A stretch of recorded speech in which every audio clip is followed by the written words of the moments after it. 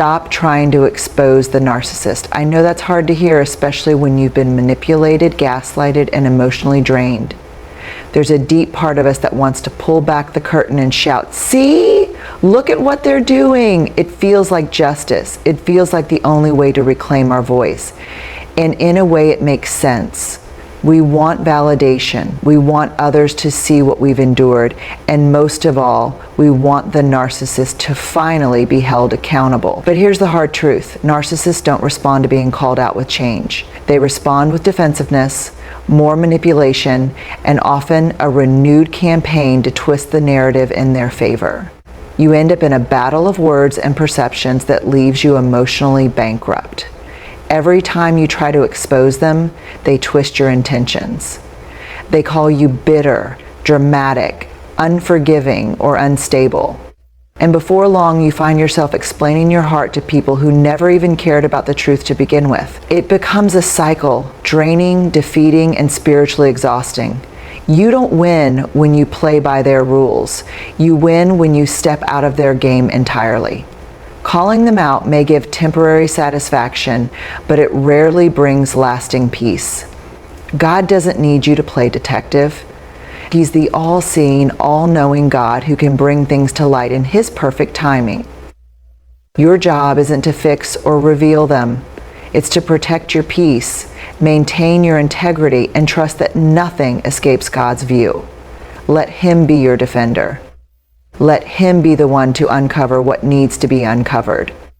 Sometimes the greatest act of strength is walking away quietly and letting God do what only He can. You don't need to raise your voice when you know God hears every whisper. You don't need to prove the truth when you know the truth Himself is fighting for you. Letting God be the judge is one of the hardest things to do when you've been wronged, especially by someone who consistently gets away with their actions.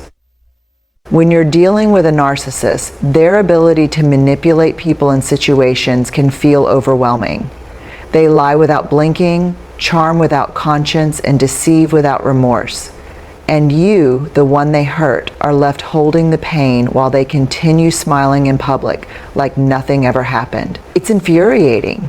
It makes you want to take justice into your own hands. You want to expose them, correct them, argue your truth until everyone sees what you see.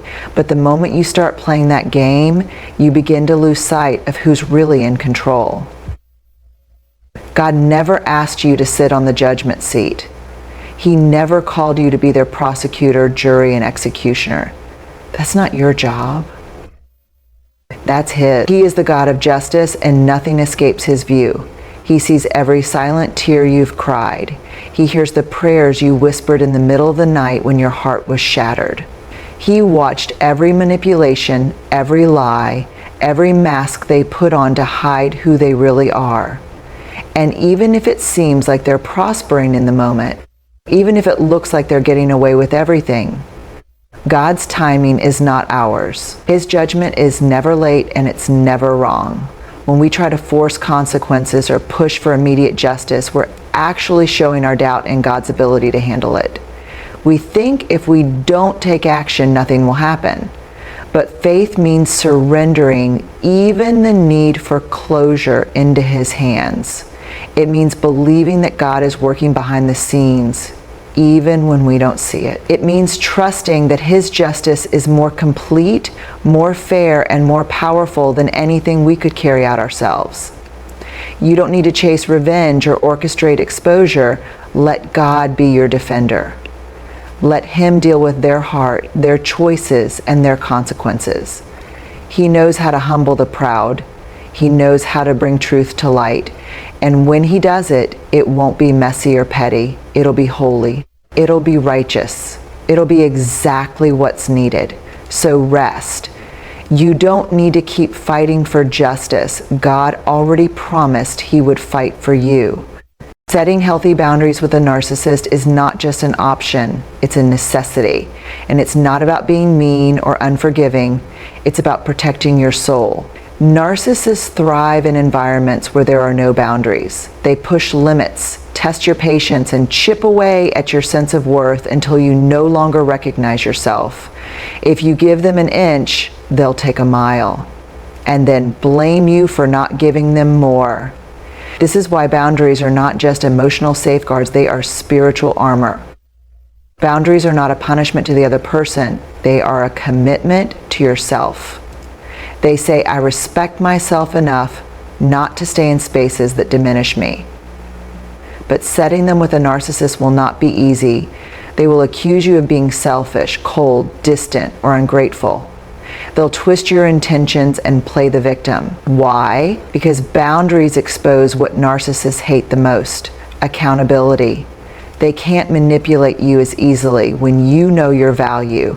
They can't guilt trip you when you're grounded in truth. And they certainly can't control you when you've handed that control over to God. You might feel guilty the first time you say no. You might question yourself when you pull back, cut contact, or create emotional distance. But hear this, peace doesn't come from pleasing everyone. It comes from pleasing God and living in alignment with His truth. And God never called you to sacrifice your well-being to keep someone else comfortable in their dysfunction. Jesus Himself walked away from people who refused to receive the truth. He knew when to stay silent, when to speak, and when to leave. You can follow that example without shame. Boundaries are not walls to keep people out. They're gates that determine who has access to your heart and your energy. You get to decide who enters and how far they go. And for the narcissist who refuses to honor your value, who continuously violates your trust, sometimes the boundary has to be distance, physical, emotional, or both. Not to punish, but to preserve. Because your healing depends on it, your calling depends on it, and your peace is worth protecting at all costs. Don't let their behavior change you. This is one of the most crucial principles to hold on to when dealing with a narcissist. Because narcissists are experts at pulling you into their chaos. They provoke, they manipulate, they twist reality, and if you're not careful, you'll find yourself reacting in ways that don't even reflect who you really are. You'll lash out, over-explain, argue endlessly, or feel like you have to constantly defend your name. And slowly, without even realizing it, they start to chip away at your character. You begin to mirror the very behavior you once despised in them, just out of exhaustion and survival. But you weren't made to live reactive. You were made to live rooted. Rooted in truth, rooted in peace, rooted in who God says you are. That means you don't have to match their energy. You don't have to manipulate back. You don't have to fight dirty to feel seen. The moment you start stooping to their level, you've already lost something far more valuable than the argument. You've lost your alignment with your own integrity. And that's exactly what the enemy wants. Because if he can't destroy you through the narcissist, he'll try to corrupt you through your response to them. You have to make a decision. I will not let what they did turn me into someone. I will not let their pride make me bitter. I will not let their lies make me lose my voice. I will not let their manipulation make me manipulative. I will not let their silence make me cruel. I may be hurt, but I am still kind. I may be disappointed, but I am still honorable. I may be tired, but I am still walking in love. Because the moment you lose who you are trying to prove who they are, the enemy wins twice. This doesn't mean you pretend everything is okay. This doesn't mean you become passive or weak. This means you stay firm, but with grace. You stay truthful, but without revenge. You move wisely, not reactively. And that takes strength, not the kind that shouts, but the kind that stays silent when silence is stronger than any comeback. The kind that says, I don't need to fight you to prove I'm right. I know who I am in Christ, and that's enough. When you refuse to be changed by their chaos, you reclaim your power. You walk away not bitter, but free, not hardened, but wiser. You no longer carry the weight of trying to change them. You carry the freedom of staying true to yourself. Healing is your priority. Not their apology, not their acknowledgement, not their change. Your healing. When you've been wounded by a narcissist, the instinct is often to wait for them to make it right, to own what they did, to finally see the damage they've caused. But here's the hard truth. They might never see it. They might never admit it. They might never care. And if your healing is dependent on their remorse, you'll stay stuck in a cycle of disappointment and delay your freedom. Healing can't be conditional. It has to start with you deciding that your peace is more important than their validation, that your future is more valuable than any apology they might never give. Healing is not about erasing what happened or pretending it didn't hurt. It's about acknowledging the pain without letting it define you. It's about facing the damage honestly and then choosing to rise above it. Because the longer you wait for someone else to give you closure, the longer they still have control over your life. God didn't call you to live broken. He didn't create you to be endlessly stuck in survival mode. He called you to be whole, to be restored, to be renewed in mind and spirit. But healing requires participation. You have to show up for yourself.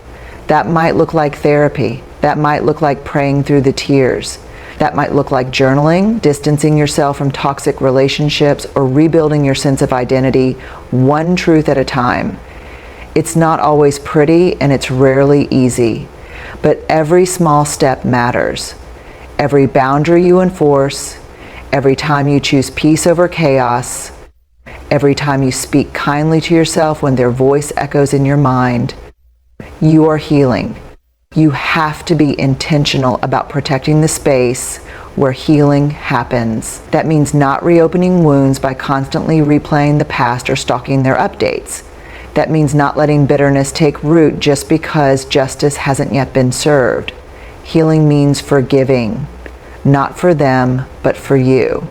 Forgiveness doesn't excuse what they did, it just cuts the cord that keeps you tied to their control. It allows you to walk away lighter, freer, whole.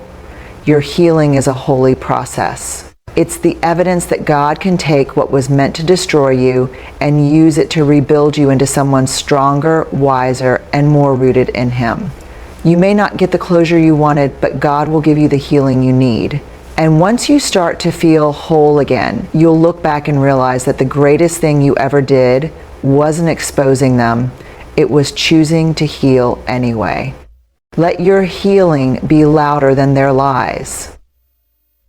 When someone with narcissistic traits has tried to tear down your character, twist your words, and rewrite the story to make themselves look like the victim, it's tempting to fight back in the same way, to shout the truth, to expose every lie, to demand that people see you the way you really are. But there's a different kind of power, a quieter, more profound strength in simply living a life that contradicts every false thing they ever said about you. That's what it means to let your healing speak louder than their lies. You see, lies are loud. They spread fast. They echo in rooms you were never in. They reach people you never even met. And it's painful watching your name be dragged, your intentions questioned, your love misunderstood. But healing doesn't need a shout to be powerful. It doesn't need a microphone. It just needs time and truth. When you focus on becoming whole, when you invest in your mental, emotional, and spiritual restoration, your life becomes the evidence that no lie can hold. People may have heard what they said about you, but they will see how you live, and that speaks volumes. There's something undeniably powerful about walking in peace when someone expected you to stay broken. There's something victorious about smiling again after they tried to crush your spirit. There's something healing in choosing to thrive when someone hoped you'd always be stuck. That's the kind of healing that silences lies without a single word. It's not about pretending you weren't hurt. It's about refusing to let that hurt become your identity. When you walk in freedom, you're no longer reacting to their narrative. You're living in your own. The truth has a way of rising. It may take time, but it always surfaces. You don't have to chase people down to believe your side of the story. You don't have to convince anyone of who you are. The fruit of your life will do that for you. Your consistency, your peace, your growth, those things speak on your behalf. And long after the narcissist has moved on to spin the same games with someone else, your healing will still be standing quiet and steady, telling the truth in a way no argument ever could. Focus on becoming so rooted in your healing that their lies lose their grip on your mind. You don't have to erase what they said, you just have to outlive it. You don't need everyone to believe you, you just need to keep becoming who God says you are. Because healing is the loudest, most undeniable, most God-orning clapback there is. Let your trust in God be bigger than your desire for revenge. When you've been deeply hurt, especially by someone who constantly gets away with mistreating others, something rises up in you that wants justice now. You want them to feel what you felt. You want them to lose the things they used to harm you. You want their lies exposed, their masks ripped off, and their power stripped away. That desire for justice is human and God understands it. But when that desire starts to become the center of your focus, it slowly begins to poison your peace, cloud your judgment, and pull you away from the very healing you long for. Revenge, no matter how justified it may feel, is a heavy burden to carry. It doesn't just affect your thoughts, it starts to shape your spirit.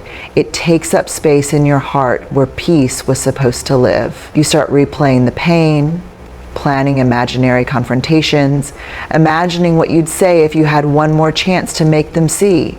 But here's the truth, even if you did get that moment, it would never satisfy your soul the way you think it would. Because revenge doesn't bring peace, it only deepens the wound.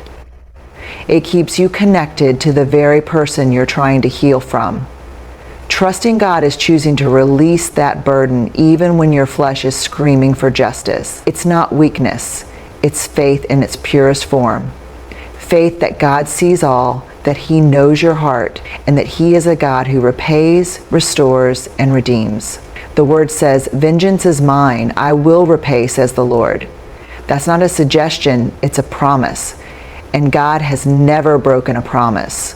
When you trust Him with your pain, your reputation, your healing, and yes, even your justice, you open the door for Him to move in ways you never could on your own. God's justice doesn't just punish wrongdoing, it brings restoration to what was lost in the process. He doesn't just deal with the narcissist, He deals with your broken heart. He doesn't just expose what they did, He strengthens you for who you're becoming.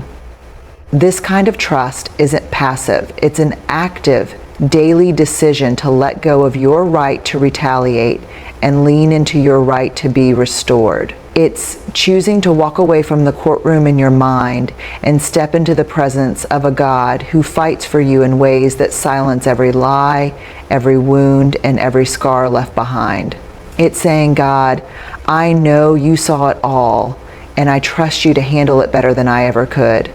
Because at the end of the day, peace is more valuable than proof, wholeness is better than revenge, and trusting God is the only way you'll ever walk in true, lasting freedom. Let your peace speak louder than your need to prove a point. When you've been misunderstood, misrepresented, or manipulated by someone who consistently distorts the truth, the pressure to explain yourself can become overwhelming. You want to clear your name. You want to tell your side. You want people to know you're not who that person says you are. And it's natural to want to be understood. God made us for connection, for clarity, for truth. But when you're dealing with a narcissist or someone who operates in deception, that desire to prove a point can become a trap. Because they thrive on drama, they feed off reactions, and the more you try to prove something, the more they twist it, and the more power they hold over your peace.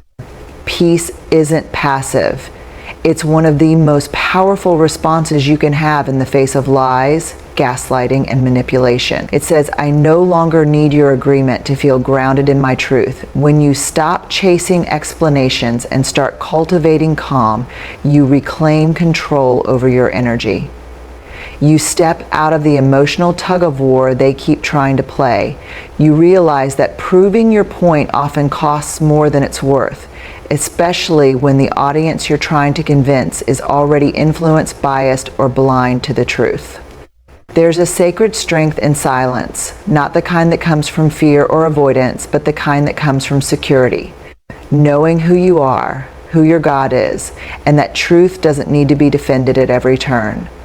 Sometimes peace means choosing to say nothing, even when you could say everything. It means letting the fruit of your life, your consistency, and your character do the talking. Because over time, people can't ignore what's real. They may believe a lie for a season, but truth has staying power. And peace is the loudest testimony of all. You don't have to explain your absence. You don't have to justify your boundaries. You don't have to convince anyone of why you walked away or why you're healing. The ones who matter won't need an explanation. The ones who want to believe lies wouldn't believe your truth anyway. But God knows, and that's more than enough. He sees your restraint. He honors your silence. He strengthens your peace and uses it to elevate you, protect you, and guide you into deeper wholeness. When you lead with peace instead of pride, you're choosing the high road. And while that road is quieter, it's paved with the kind of freedom that arguing could never give you. Let your peace be your proof. Let your calm be your statement. Because when God fights your battles, your only job is to stay still, stay soft, and stay grounded in the truth He already spoke over your life.